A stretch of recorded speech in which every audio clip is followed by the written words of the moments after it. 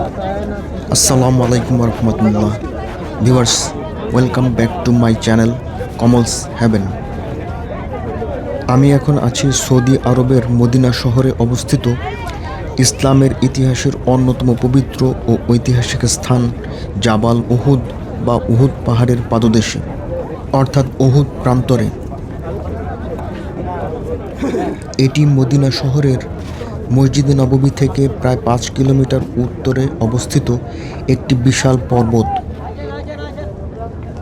যেখানে 3 হিজরি অর্থাৎ 625 খ্রিস্টাব্দে শাওয়াল মাসে মহানবী হজরত মুহাম্মদ সাল্লাল্লাহু আলাইহি ওয়াসাল্লামের সাথে কুরাইশদের ঐতিহাসিক উহুদের যুদ্ধ সংঘটিত হয়েছিল। এই যুদ্ধে মহানবী সাল্লাল্লাহু আলাইহি ওয়াসাল্লামের চাচা হজরত হামজা রাদিয়াল্লাহু আনহু সহ 70 জন সাহাবী শহীদ হন, যারা এখানে সমাহিত আছেন। এই যুদ্ধে নবীজি সাল্লাল্লাহু আলাইহি ওয়াসাল্লাম আহত হয়েছিলেন এবং তার দাঁত মোবারক শহীদ হয়েছিল। উহুদ শব্দের অর্থ হল পৃথক বা একক। অন্যান্য পর্বত থেকে এটি বিচ্ছিন্ন হওয়ায় একে উহুদ বলা হয়।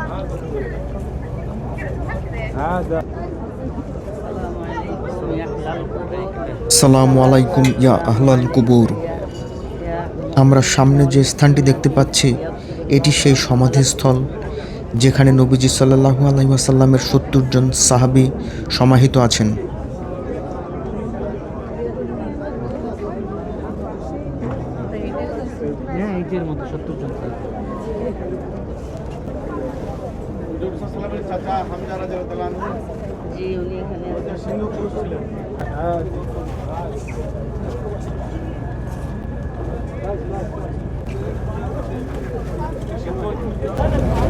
আসসালামু আলাইকুম ভিউয়ার্স, আমি এখন আছি মদিনা শহরের উহুদ পাহাড়ের প্রান্তরে, যেখানে উহুদ যুদ্ধ সংঘটিত হয়েছিল এবং রাসূলুল্লাহ সাল্লাল্লাহু আলাইহি ওয়াসাল্লামের 70 জন সাহাবী শহীদ হন। হযরত মুহাম্মদ সাল্লাল্লাহু আলাইহি ওয়াসাল্লামের চাচা হযরত হামজা রাদিয়াল্লাহু আনহু সহ 70 জন সাহাবী এই যুদ্ধে শহীদ হন। এই যে আমরা পিছনে যে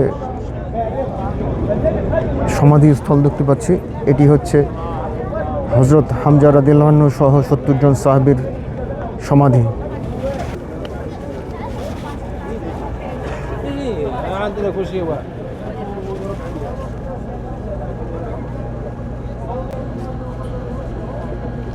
এখানে মুসলিমদের জন্য ত্যাগ ও আনুগত্যের এক বড় শিক্ষা লুকিয়ে আছে।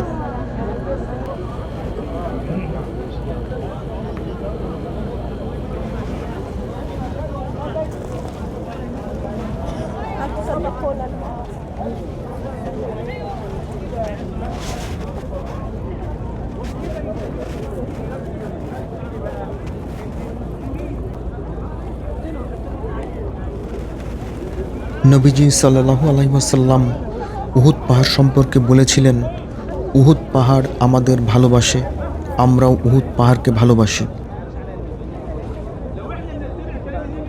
উহুদ পাহাড়ের সামনে ছোট একটি পাহাড় আছে, এটি জাবালে রুমাত নামে পরিচিত। বর্তমানে এটি মদিনার অন্যতম প্রধান জিয়ারতের স্থান। এখানে শহীদ সাহাবীদের কবর এবং যুদ্ধের স্মৃতি বিজড়িত এই উহুদ পাহাড় ও রুমাত পাহাড় দেখতে বিশ্বের বিভিন্ন প্রান্ত থেকে হাজিরা আসেন।